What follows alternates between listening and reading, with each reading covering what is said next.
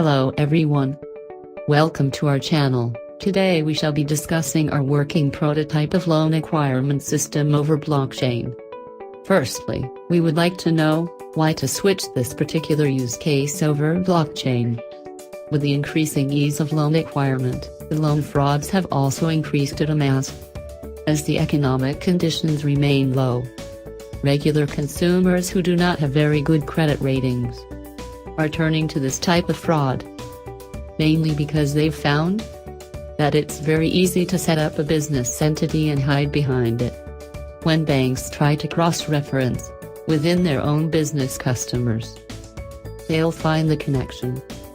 But when they distribute it across several banks, it's not clearly visible. It's hard to do pattern relationships because banks do not compare notes. So that's how the fraudsters dilute and avoid detection. It's hard for a financial institution to track back and find who is behind some of these businesses. Some of the red flags in the current business loan fraud scheme include: Number 1. Multiple businesses associated with one person. Number 2. No physical presence for businesses that do not seem to have a physical presence, but instead are run by a CSC, should draw suspicion. Number 3. Business references. There needs to be a proper cross-verification of their references in order to get clarification about the existence and working of the business. Number 4. Business plan study. The details specified in the business plan should be authenticated and verified. Along with the above points, it's very much necessary to have data security. The loan applications and their users' details shouldn't be mutable and shouldn't be accessible to any fraudster or hacker. Thus blockchain comes to the rescue. Blockchain includes data security, immutable transactions, identification, and decentralization as its key features. This makes blockchain a very trusted and efficient technology for banking and finance sector. Understanding the above risks, let's get into the working of our loan acquiring system demo, which saves the details of all the applications and displays the required information based on the user's identity, access and application state.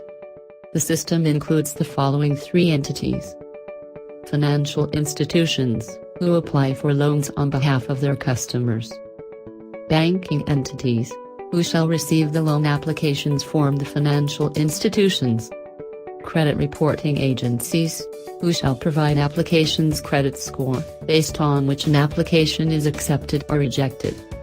Now, let's understand how the information of the application is accessible to the system's entities, based on the application state. Each application has mainly 4 states. When the financial institution applies for a loan to their preferred bank, they should specify the following information: choose their preferred bank, enter the loan amount, enter the payback period. Then they should specify the details of the applicant. Firstly, the applicant's documents, their citizen identification number, applicant's name, address details. After which we need the guarantor's details. Upload a guarantor's documents, their citizen identification number, guarantor's name, and lastly his address details. Note that the system shall validate that if the details of the applicant and the guarantor are matching or have any kind of unvalidated information, the system would not allow it to append into the blockchain. This prevents one red flag where the fraudster may disguise as the guarantor in order to obtain a loan. After successfully submitting the application request, its status shall be pending. The banking entity receives the application request and can transfer it to the credit reporting agency by selecting the desired agency from the drop-down for verifying the application and calculating the credit score. Thus the state is then be changed to verifying. Under this state, only the chosen bank and its credit scoring agency would be able to view the details of the application. Thus the information is kept secure. Also, the system won't allow any kind of application tampering once it is submitted. Thus, no entity inside the bank or credit agency would be able to tamper the information without access, as the data is stored on the blockchain network in an encrypted format along with hashing. The selected credit agency would inspect the details of the application, and based on that, can specify their credit score, along with the category in which the application belongs to. Credit score is submitted on the logic and calculation of each credit reporting agency. Based on the credit score, loan amount, period, documents submitted, etc., the system determines whether the loan application is approved or rejected. When the state is changed to accepted or rejected, the respective applying financial agency and bank is informed the same. Now, later if any fraudster tries to submit similar information again into the system calculates the hash based on which it could be identified if any existing information is disguised and reused by any fraudster. Therefore, through this system, the following business cases are solved. False or used information is identified instantly. Unauthorized information leakage is prevented through hashing and encryption. Identification if duplicate information is reused.